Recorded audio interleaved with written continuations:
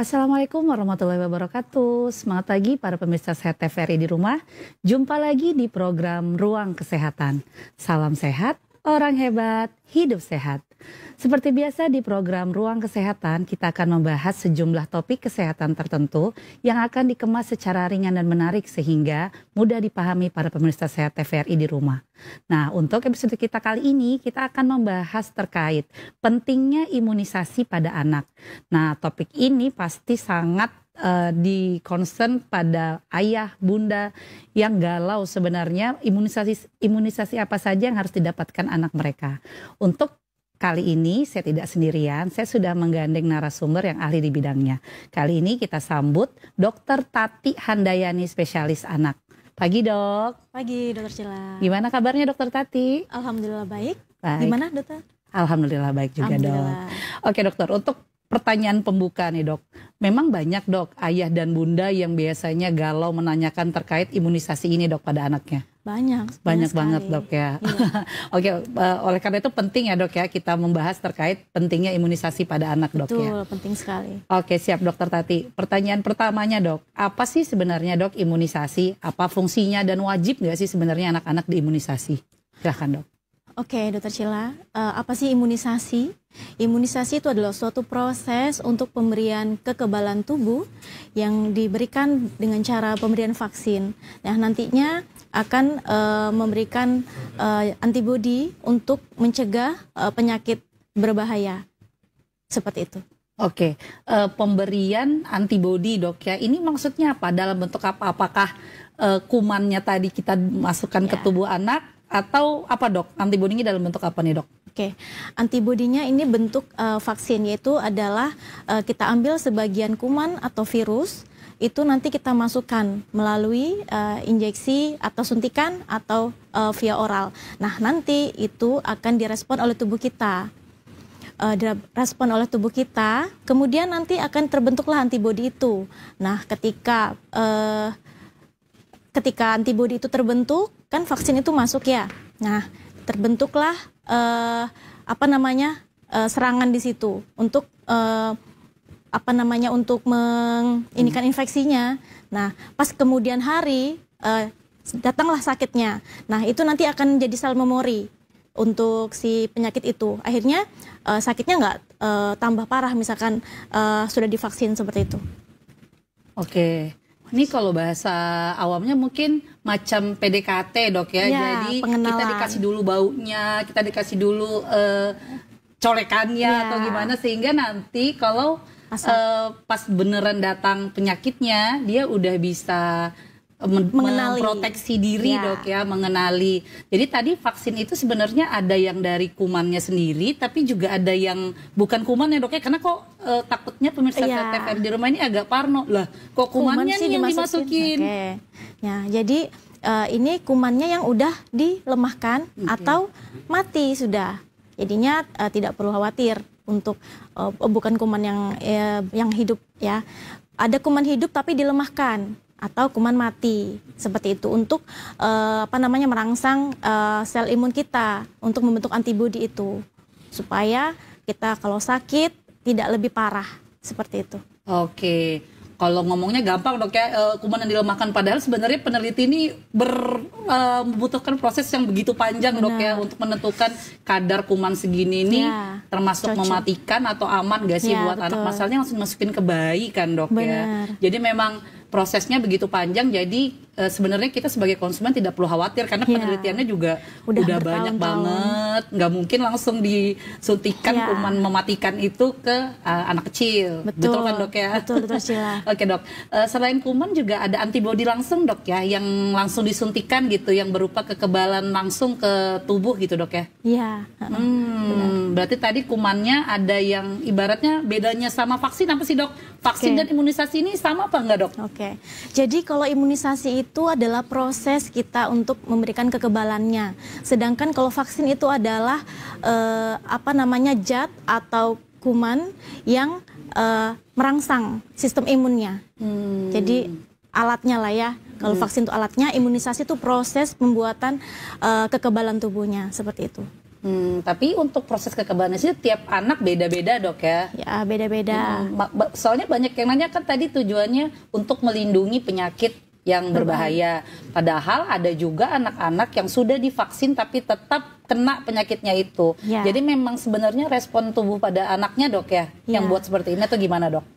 Jadi sebenarnya sistem tubuh anak-anak itu berbeda. Hanya saja jika kita berikan imunisasi lebih awal, itu tidak menambah penyakit yang lebih serius lagi. Soalnya tadi udah mekanismenya kan sudah dikenalin dulu, dibau-bauin dulu. Nah, setelah dikenalin, sensitif nih antibodi yang spesifik untuk penyakit itu.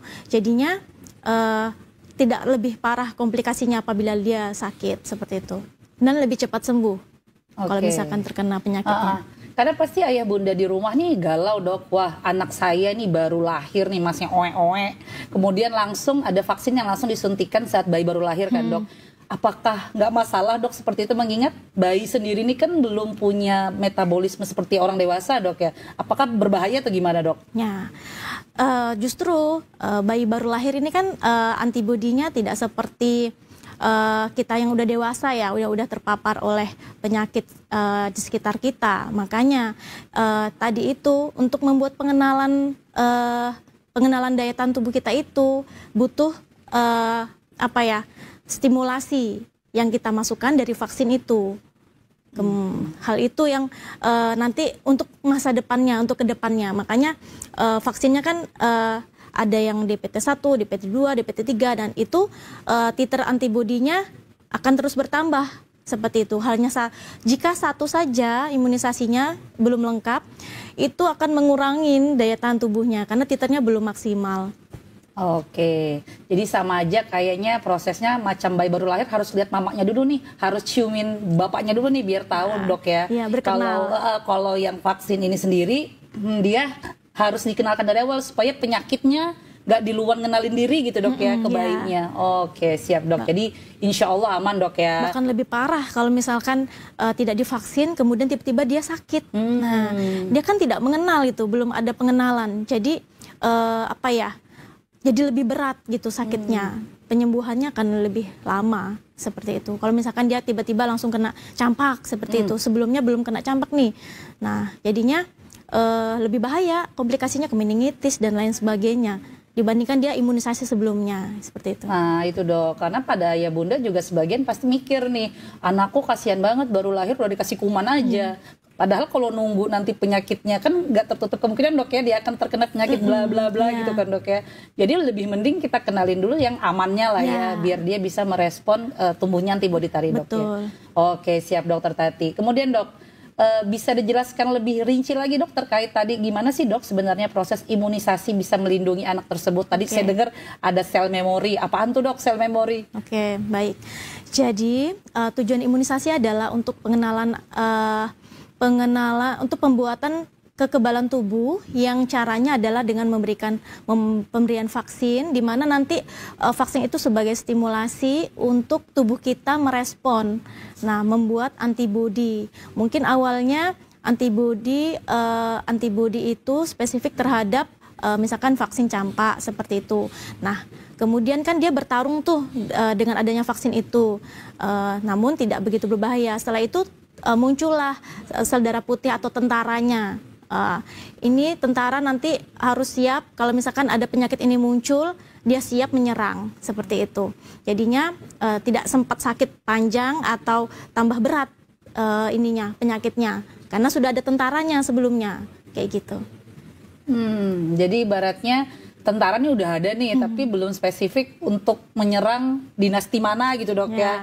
Jadi saat kita kenalkan tadi vaksin, oh jadi ini tentaranya udah buat si dinasti campak, gitu siap dok. Kemudian itu tadi ada sel memori yang ngingatin dok ya, nanti kalau si dinasti campak ini datang lagi, tentaranya yang ini loh. Ya, oh iya siap dok. Wah keren juga ya dok ya vaksin ini. Oke dokter Tati. Tadi udah dokter sempat sebut DPT-1, DPT-2. Sebenarnya dok, apa aja sih dok jenis imunisasi? Oke, baik. Jenis imunisasi ada 3, imunisasi wajib, imunisasi lanjutan, sama imunisasi tambahan. Imunisasi wajib apa aja? Mungkin ibu-ibu dan bapak-bapak sudah mengetahui ya. Imunisasi wajib apa aja? Yang pertama, setelah lahir, itu adalah hepatitis B dan polio 0 setelah pulang. Kemudian usia 1 bulan kita suntikan BCG. Ya, kemudian usia 2 bulan kita suntikan DPT-1, ada tambahan lagi yaitu mungkin sambil dilihat jadwal imunisasinya ya. Ini pada saat usia 2 bulan itu ada DPT atau kalau di ini kita bilang pentabio ya. Pentabio, kemudian ada PCV. PCV itu untuk mencegah pneumonia. Kemudian ada RV1 atau RV2 itu ada retrovirus. Kemudian pada usia 3 bulan itu kita DPT2. Kemudian untuk 4 bulan ada DPT3, ada PCV2 dan retrovirus yang kedua. Seperti itu. Ini jadwal imunisasinya. Kemudian yang lanjutan atau booster itu yang kita ulang adalah DPT booster sama dengan campak booster seperti itu. Ya, mungkin nanti bisa di-download ya di IDAI gitu, di WWIDAI. Jadwal vaksin, dok. Jadwal vaksinnya. Oke, dok. Jadi tadi wajib, lanjutan satunya apa, dok? Tambahan. Oh, tambahan itu apa aja, dok? Tambahan ini memang kalau kita di nasional secara Kemenkes itu belum bisa tercover. Nah, cuman ini penting juga untuk pencegahan penyakit menular yang saya bilang tadi 17 ya, 12 yang tercover, 5 yang belum tercover. Apa aja tuh, dok? Apa aja? Yang pertama adalah influenza. Kemudian yang kedua adalah varicella, hepatitis, tifoid, dan dengue. Oh, ini hepatitis apa, dok? Tadi ada hepatitis B. Hepatitis A. Oh, ini yang A, dok ya, yang tercover. Tadi itu maksudnya yang program wajib pemerintah, dok ya. Oke, itu 12, 5-nya yang tambahan. Coba diulang, dok, 5-nya apa aja, dok? Yang pertama influenza, varicella, hepatitis A, tifoid, dengue. Oke, ini yang tambahan, dok ya. Yang harganya lumayan, dok. Lumayan, ya. Oke, semoga nanti bisa tercover pemerintah, dok ya. Amin. Oke, dok. Ini tadi jenis-jenis DPT, BCG itu untuk penyakit apa, dok? Tadi dokter belum jelaskan. Yang ditanggung pemerintah itu apa aja, dok? Baik, yang pertama untuk hepatitis B itu adalah untuk mencegah infeksi di hati kita, di heper kita. Kemudian kalau yang BCG itu adalah untuk kuman tuberkulosis, untuk mencegah tuberkulosis. Kemudian kalau DPT terdiri dari 3, difteri, tetanus, dan pertusis. Difteri itu adalah supaya tidak perlu diketahui, kan mungkin sudah banyak yang tahu ya. Difteri itu ada ada beslah atau massa atau putih-putih ya, putih-putih selaput di tenggorokan. Yang mana bahayanya adalah bisa menyumbat saluran pernapasan. Kemudian pertusis, batuk lama. Kemudian tetanus yang bikin bisa kaku-kaku badannya. Kemudian rotavirus untuk diare, mencegah diare. Kemudian influenza, ini untuk mencegah influenza. Berbeda influenza sama common cold ya. Influenza lebih berbahaya karena bisa menyebabkan pneumonia, bronkitis seperti itu. Kemudian campak, MR atau MMR. Kemudian varicella itu untuk mencegah cacar air, kita bisa bilang cacar air. Kemudian hepatitis A, tadi hepatitis B ya, sekarang hepatitis A untuk mencegah gangguan di hati juga, infeksi di hati, lebih ke A-nya. Kemudian tifoid atau tipes, orang bilang biasanya tipes mencegah itu. Kemudian dengue ya, demam berdarah yang sedang marak biasanya ya, sesuai musim. Kemudian HPV untuk kanker serviks. Oke, banyak banget, banyak, dok ya. 17 tadi itu. Satu anak rempong, apalagi kalau anaknya banyak dok, ingatin jadwal vaksinnya. Iya, betul, dokter Sila. Iya. Dulu kalau saya tidak salah, yang influenza sama yang ini belum di-cover pemerintah, dok ya. Ada beberapa yang pada tahun ini ternyata udah di-cover, dok ya. Rotavirus juga belum, dok. Waktu anak saya yang pertama masih bayar pribadi, dok. Lumayan juga, dok. PCV kan? Iya, betul. Sekarang udah. Oh iya, oke, dok.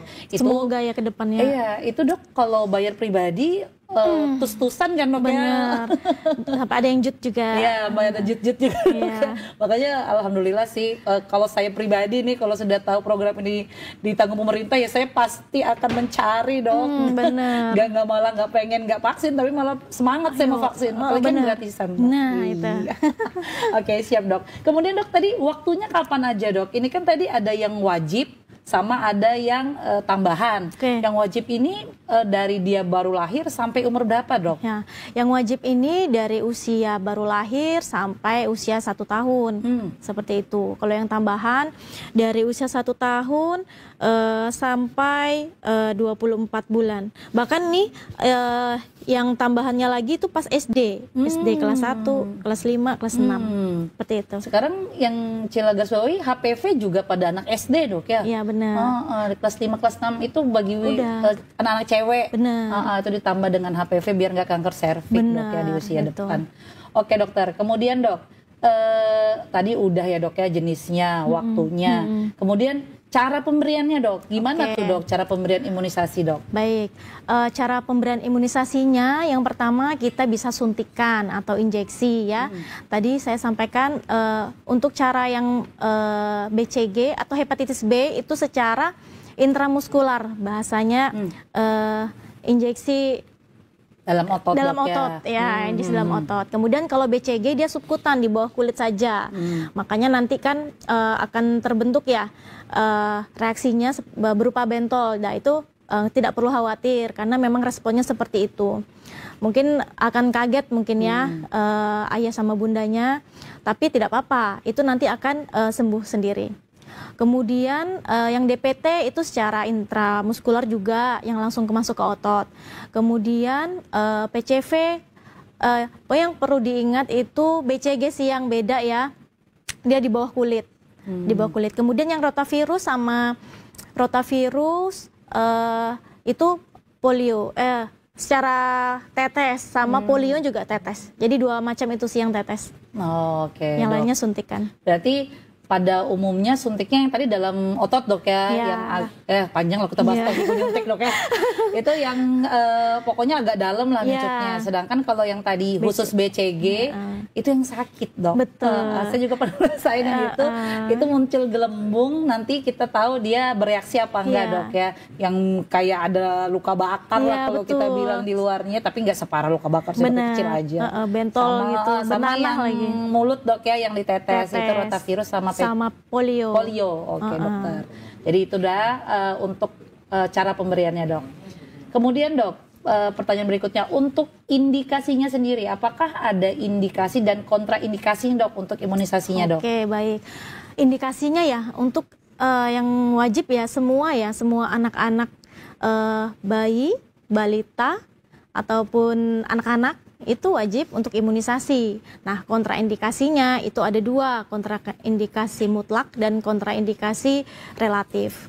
Kontraindikasi relatif itu apa? Itu misalkan dia sakitnya lebih berat gitu, demamnya lebih tinggi, kemudian sampai sesak, kemudian sampai dirawat di rumah sakit, itu sebaiknya jangan dulu, tunggu dia sampai sembuh 1 bulan setelah sembuh bisa dilakukan lagi imunisasi.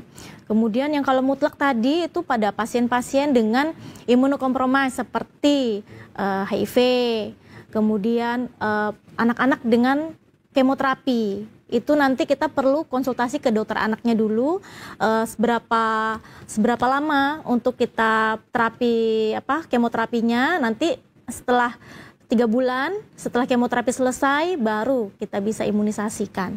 Karena memang kan tujuan imunisasi adalah untuk membentuk antibodi ya. Kalau misalkan pada saat imunnya sedang turun, maka tidak efektif kan untuk membentuk antibodi itu. Karena ini memang dia lagi imunokompromis atau daya tahan tubuhnya kurang.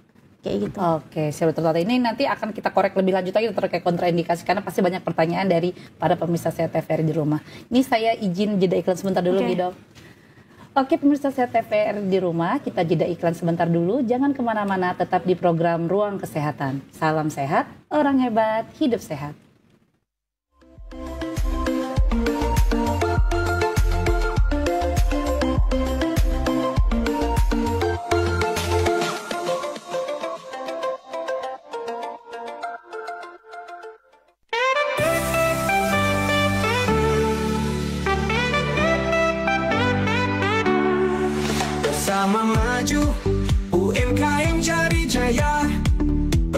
lokal tak kenal lesu, makin kuat dunia raya.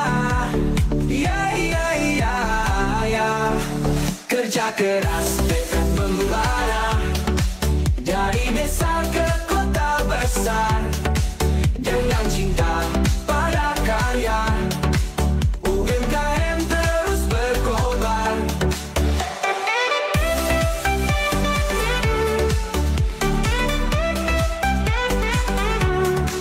Setiap tangan punya harapan, setiap karya penuh mimpi. Produk lokal penuh keindahan, raih pasar menembus tinggi.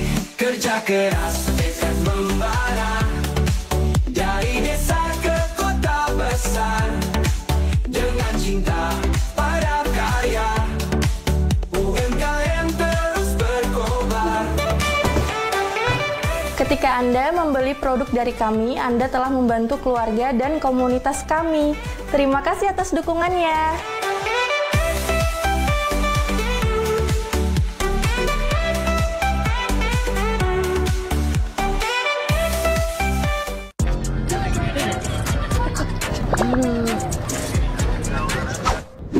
Hei, tinggal nunggu.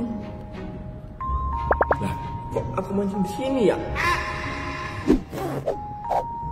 Nonton dulu Nah, recommended ini. Kenapa itu? Kenapa? Coba kami Nonton apa? drama, kartun. Sudah biasa. Nih, TVRI. Emang ada apa gitu? Di TVRI itu ada variety show, hiburan, berita. Yang perlu kalian ingat, nonton TVRI itu aman. Aman. Karena di TVRI itu tidak ada kekerasan, sara, porno aksi, dan pornografi. Ayo kita nonton TVRI.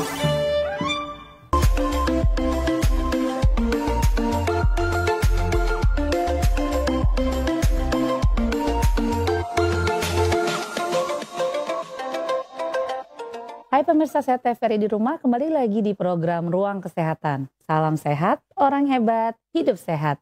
Masih bersama saya Dr. Cila dalam bahasan tema pentingnya imunisasi pada anak dengan narasumber kita Dr. Tati Handayani, spesialis anak.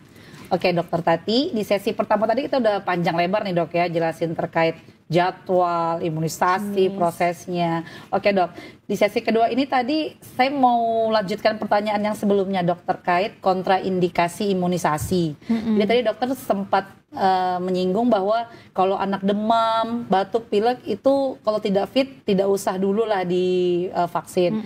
Itu banyak kan dok pertanyaan pada saat jadwal vaksin, dok anak saya demam, dok anak saya batuk pilek. Sebenarnya untuk pemeriksaan objektifnya dok, bahwa walaupun dia demam mungkin sumur-sumur atau gimana masih boleh vaksin apa enggak dok? Oke, baik.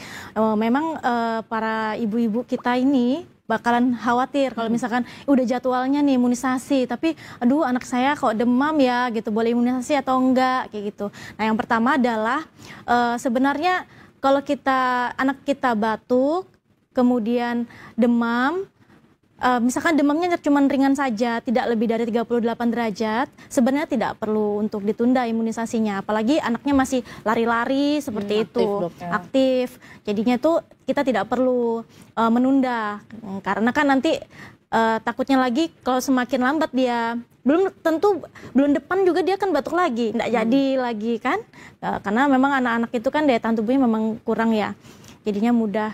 Jadi kita tetap imunisasi saja selama dia tidak demam tinggi, sesak, sampai batuk berat seperti itu. Oke dok.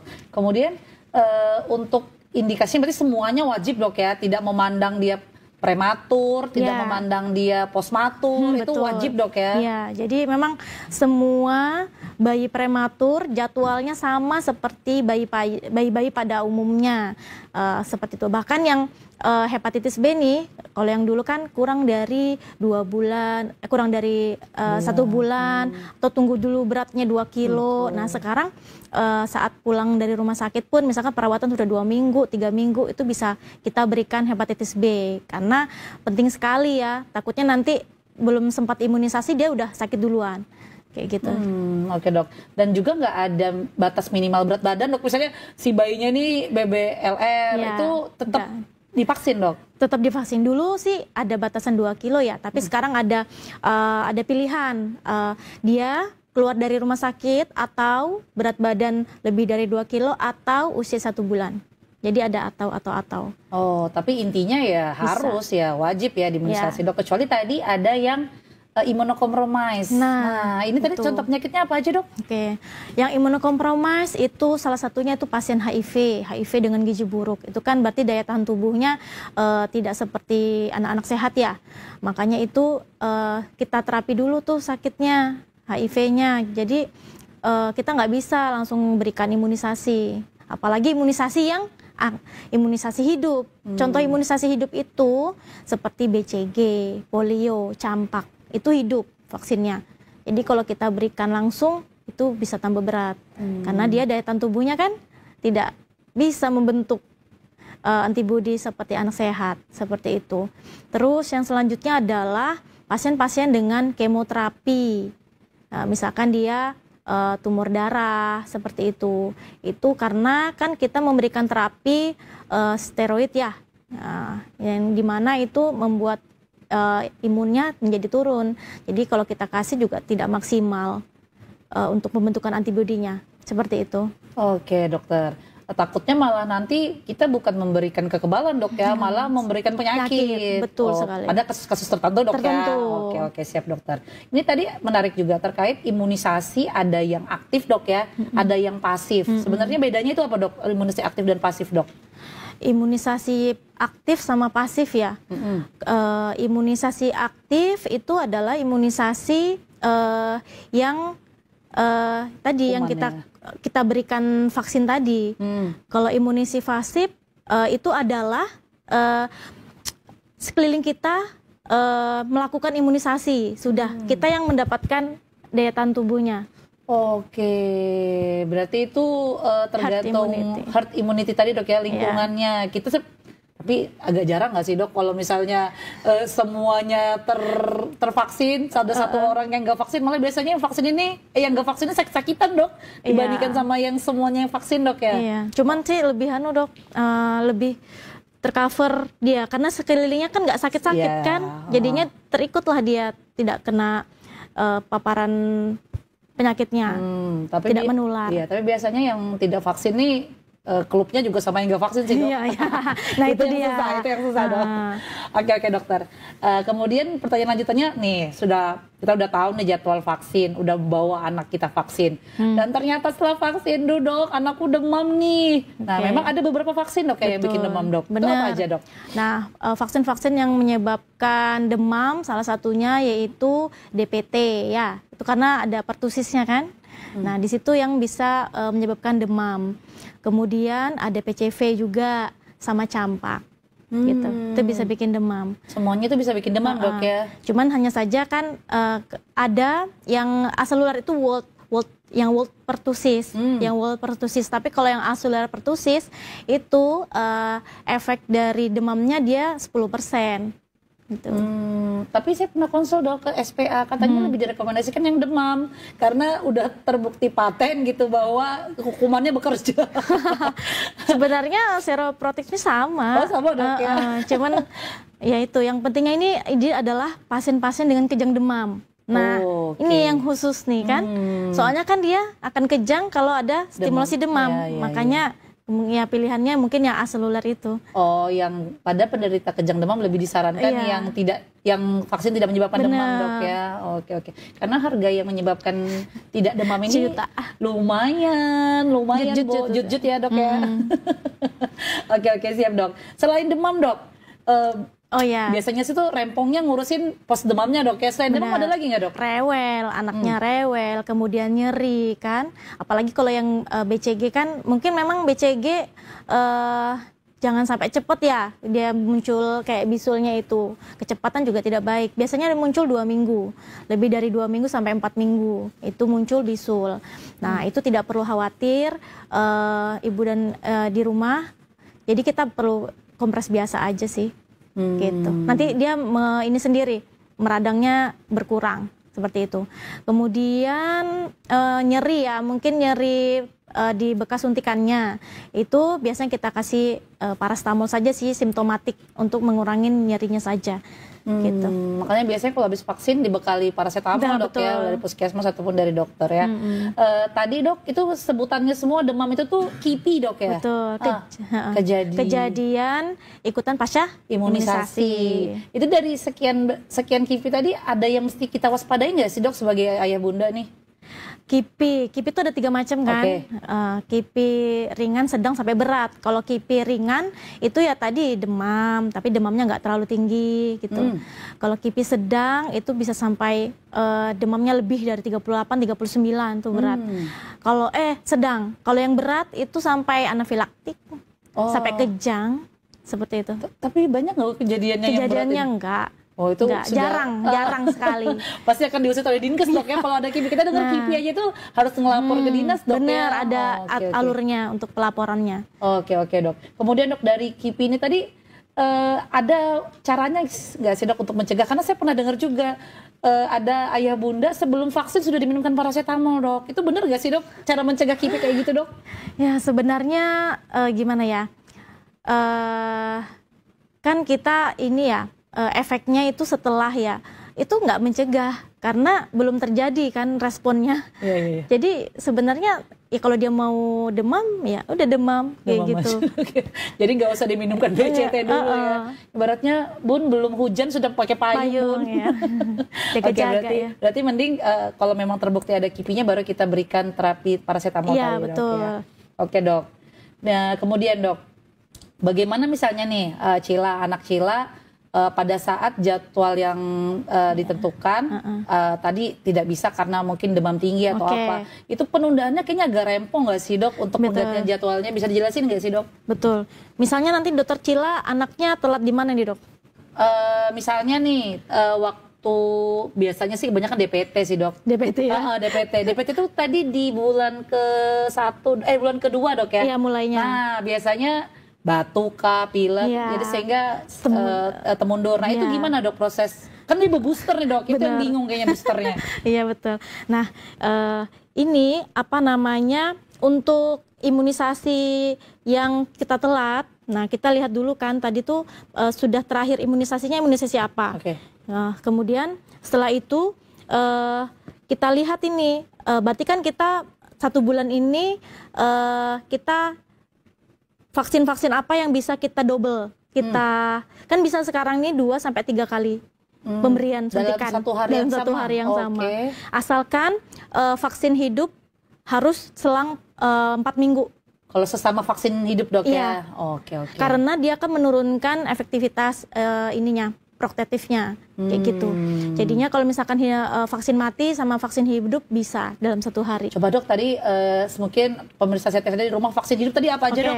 Vaksin hidup adalah BCG, polio, sama campak. Oke, 3 ini yang hidup Iya. dok ya, berarti BCG, polio, campak ini tidak boleh diberikan dalam waktu yang berdekatan dok. Betul. Selama apa nih dok, sebulan?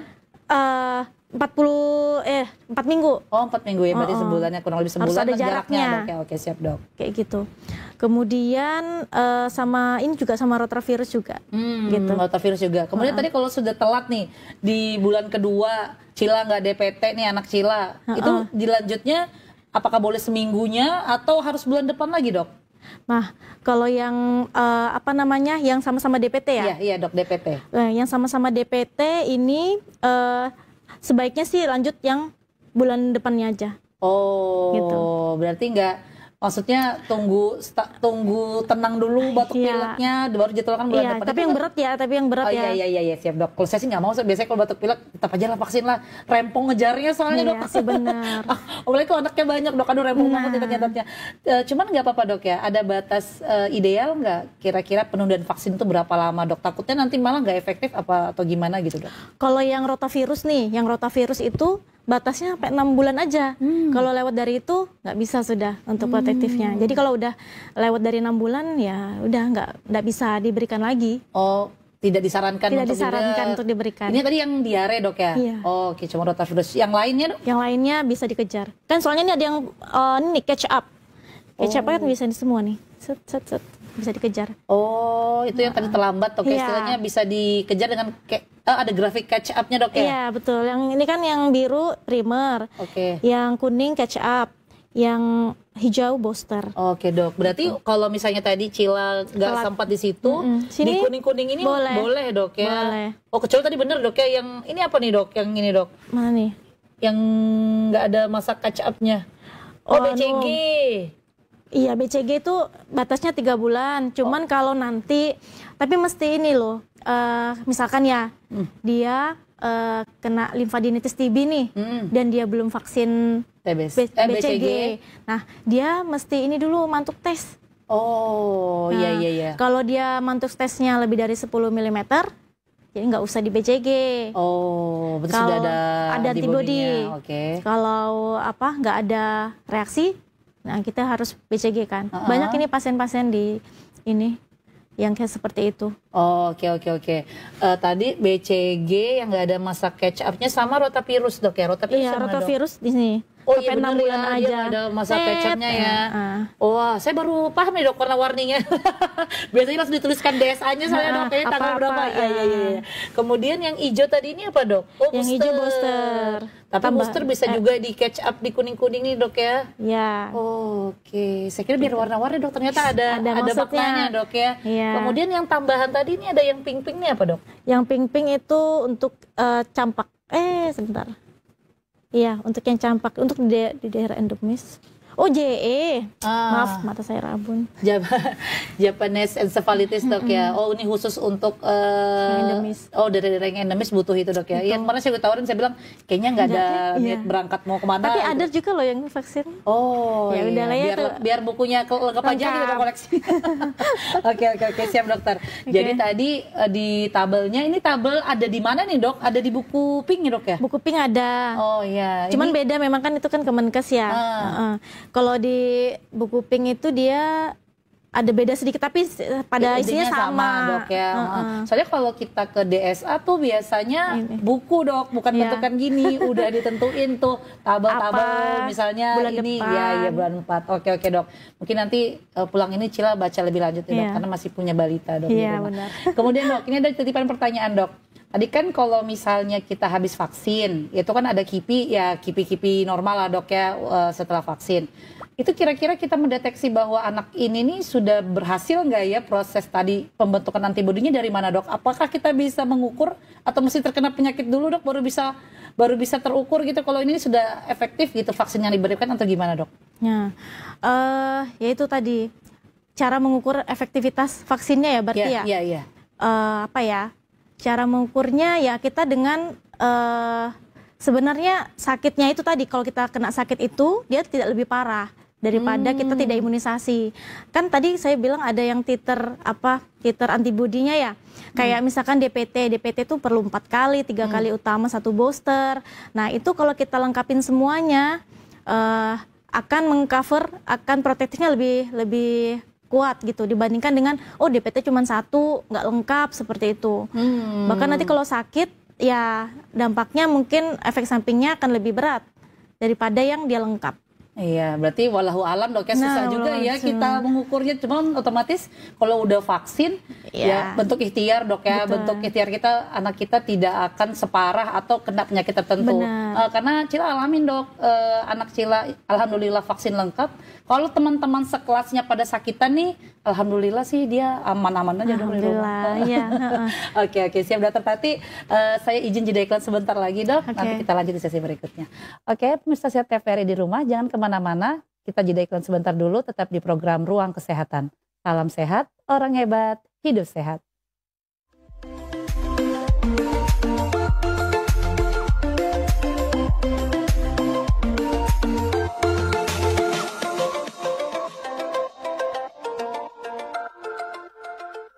Kenapa tayangan TV sekarang begini? Gosip semua, drama semua, provokasi semua, hiks. Gak bahaya kah? Aku lelah, aku kesal.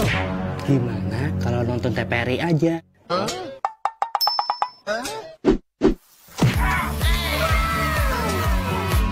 Tayangan di TVRI itu menjunjung tinggi moral bangsa loh. Wah, bagus ini. Kamu kami berkarya untuk kebanggaan nusa dan bangsa. Oh begitu ya? Indonesia yang berbudaya dan juga Indonesia yang berakhlak. Nah, ini baru mantap. Nggak pakai provokasi, dramatisasi, apalagi gosipisasi. Sip banget tuh. TVRI, media kebanggaan kami.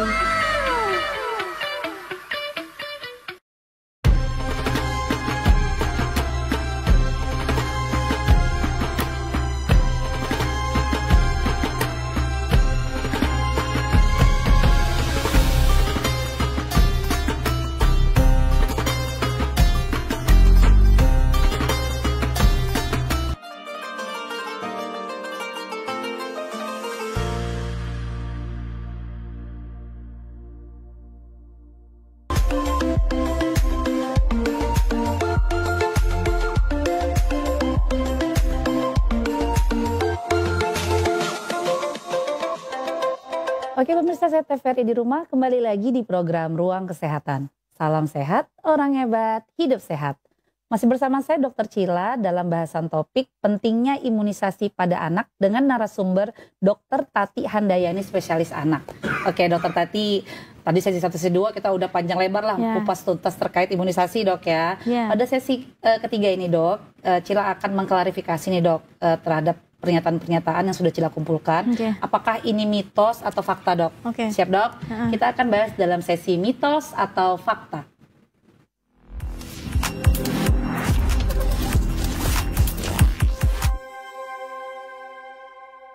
Oke, dok di situ ada properti dok, bisa diambil dua-duanya, ada mitos dan fakta.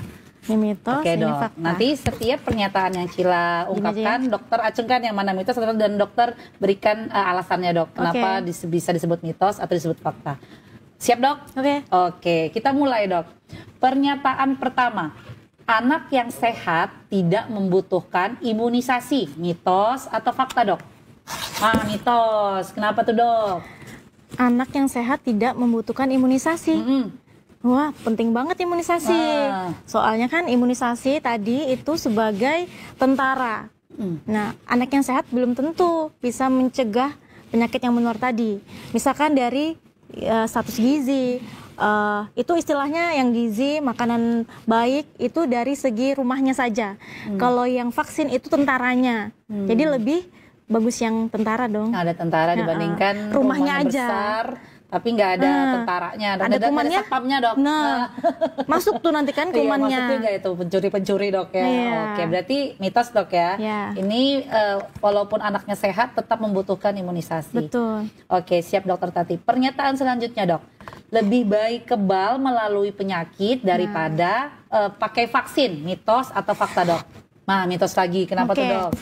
Kebal melalui penyakit atau kebal melalui vaksin. Nah, kalau bisa kebal melalui melalui penyakit, hanya saja efeknya lebih berat. Nah, yang saya paparkan sebelumnya, kalau dia belum imunisasi, terus tiba-tiba dia kena penyakit, itu komplikasinya lebih berat karena tidak ada tentaranya yang awal tadi yang udah mengenal.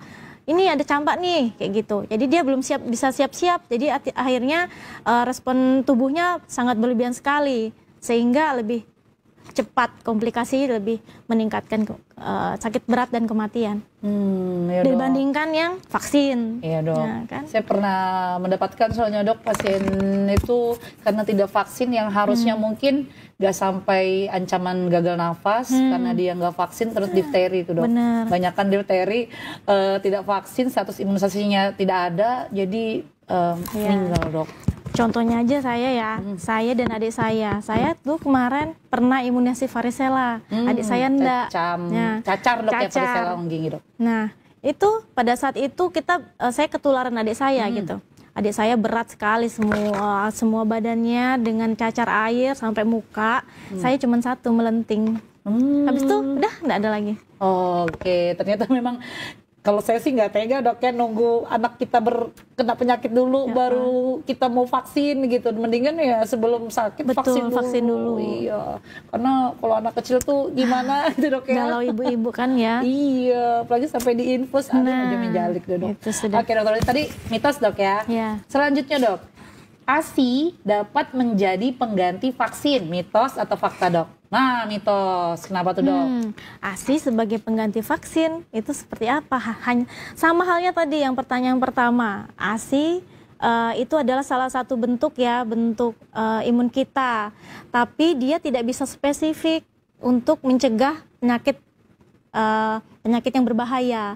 Seperti tadi makanan bergizi, ASI itu salah satu contohnya, seperti rumah tadi. Kan kalau yang vaksin tuh tetaranya itu bisa menyerang bakteri, virus daripada rumah gitu. Karena banyak kan dok ya yang berpikir bahwa saya sudah ASI nih. Kan katanya kalau teorinya ASI tuh banyak mengandung kekebalan tubuh dok ya. Benar tapi tidak spesifik dok ya. Oke. Siap dokter. Selanjutnya dok, pernyataan keempat. Imunisasi, nah ini banyak nih dok nih. Imunisasi bisa menyebabkan autisme, mitos atau fakta dok? Mitos, kenapa tuh dok? Ya, jadi ada beberapa penelitian, banyak penelitian yang udah menyampaikan bahwa imunisasi itu tidak menyebabkan autis. Seperti itu, banyak penelitiannya. Dari tahun sebelumnya sampai tahun sekarang ini ada penelitian yang bilang bukan menyebabkan autis. Ya. Saya juga bingung kenapa ya. Justru identik autis dengan imunisasi padahal enggak dok ya. Enggak. Autis beda sendiri kali nanti kan pembahasan dok ya terkait gangguan tumbuh kembang.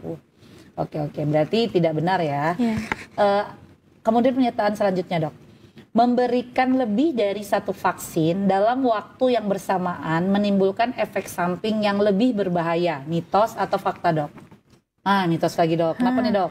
Bahkan kalau kita berikan dalam waktu bersamaan, yang pertama lebih efisien, lebih cepat kita mendapatkan antibodi sebelum kena duluan ya virusnya atau penyakitnya.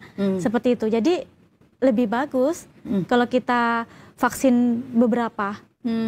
Ini kayaknya ngarahnya ke DPT lagi nih dok. Iya kan? Kan yang lain nih kayak BCG khusus TB. Tadi hepatitis B, khusus hepatitis B. Nah, DPT ini kenapa sih dok di combo 3 gini? Apa nggak lebih berbahaya kah dibandingkan dengan yang lain? Oh, tidak. Dia sudah sudah diatur sedemikian hingga bisa jadi salah satu semuanya itu. Karena kan dia virusnya virus mati ya. Gitu. Ini mungkin karena satu family kali ya dok ya. Jadi mungkin penelitian ya udahlah lebih jadi efektifnya jadiin satu. Tapi nggak demamnya itu sih dok ya kalau DPT ini. Yang pertusisnya tadi itu. Cuman kan sekarang ada yang hexa itu merek ya. Yang 6 suntikan, satu suntikan berisi 6. Oh itu lebih ngeri lagi dok. Iya. Tapi itu bikin demam apa enggak? Enggak. Wah itu saya wondering itu berjut-jut tuh dok. Oke, berarti ini pernyataannya mitos dok ya, nggak benar. Oke, pernyataan selanjutnya dok. Influenza hanyalah penyakit biasa dan vaksinnya tidak terlalu efektif. Mitos atau fakta dok? Mitos lagi. Kenapa tuh dok? Influenza itu penyakitnya nggak hanya ecek-ecek ya, maksudnya flu aja anggapannya. Jadi influenza itu adalah virusnya influenza dan banyak strainnya. Makanya setiap tahun itu perlu diperbaharui lagi karena strainnya yang banyak itu. Jadinya penting. Dan tadi saya sampaikan bahwa influenza itu berat kalau misalkan sampai kondisinya, komplikasinya serius, bisa pneumonia berat sampai intubasi mungkin, seperti itu. Padahal kalau kita dengar sepele ya kayaknya influenza, batuk pilek doang. Tapi beda ini sama yang common cold yang pada umumnya. Kalau common cold kan anak-anak bisa lari sana lari sini, tapi kalau influenza berat ya pasti. Gitu. Saya pernah mengalaminya dok, anak saya pernah pneumonia rawat inap dok. Itu batuk pileknya bikin lemes, nggak mau makan. Harus diinfus. Aduh, jangan sampai keulang lah. Makanya setiap tahun harus divaksin kembali dok ya. Oke, siap dokter. Berarti ini mitos juga ya dok ya. Oke, selanjutnya dok. Vaksin mengandung merkuri yang berbahaya. Mitos atau fakta dok? Mitos lagi. Tapi benar nggak sih dok mengandung merkuri? Dia itu merkurinya bukan etil merkuri sama metil. Metil merkuri itu yang berbahaya. Kalau yang divaksin ini kan etil merkuri, di mana ini digunain untuk vaksin yang menggabungkan tadi, yang beberapa vaksin tadi. Itu untuk mencegah tumbuhnya bakteri atau kuman, gitu. Jamur atau bakteri. tujuannya sih itu, dan itu juga mudah wash out, Nah, terkeluar terbuang. Ya. dari tubuh kita dibandingkan kalau yang yang metil merkuri, metil merkuri. Dok ya. Oke, pokoknya percaya aja lah. Saya sih bukannya males ya dok ya, ribet gitu membayangin ini dari mana. Tapi insya Allah kalau sudah ada keabsahannya bahwa udah diteliti, insya Allah aman dok ya. Oke dok. Pernyataan selanjutnya dok. Anak-anak yang diimunisasi mengalami lebih banyak penyakit alergi, autoimun, dan pernapasan dibandingkan anak-anak yang tidak vaksin. Mitos atau fakta dok? Mitos lagi dok. Nah bahkan apa tadi bilang pernyataannya? Penyakit alergi, autoimun, dan pernapasan dok. Vaksin ya? Vaksin menyebabkan hal itu? Wah tidak. Jadi dengan adanya vaksin ini itu malah memperbaiki, maksudnya mengurangin dari resiko alergi, autoimun seperti itu. Gitu. Berarti ini mitos banget dok ya. Oke dokter, selanjutnya dok. Banyak orang yang tidak diimunisasi di masa lalu malah menjalani hidup yang panjang dan sehat. Mitos atau fakta dok? Mitos lagi, kenapa tuh dok? Ya, zaman dulu ya bilangnya ya. Ya betul. Mungkin zaman dulu jumlah vaksinnya kan nggak terlalu banyak ya. Sebenarnya mungkin nggak terpapar tuh, nggak terkuak juga info-info penyakitnya. Padahal tapi udah tidak ada aja tuh, langsung meninggal gitu, seperti dok, ya. itu.